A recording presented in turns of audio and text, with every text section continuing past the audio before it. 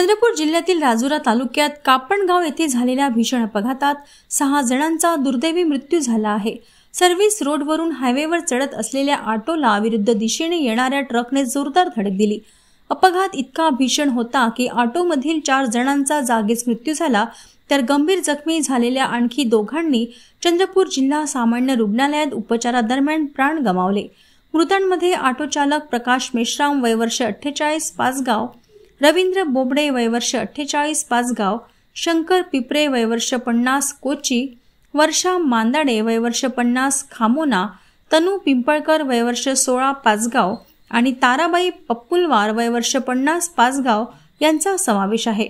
अपघातात आणखी 3 जण गंभीर जखमी असून त्यांच्यावर जिल्हा रुग्णालयात उपचार सुरू आहेत। घटनास्थळी उपस्थित असलेले राजुरा विधानसभा क्षेत्राचे आमदार देवराव भोंगळे यांनी तातडीने अपघातग्रस्तांना मदत करून जखमींना रुग्णालयात हलविण्याची व्यवस्था केली।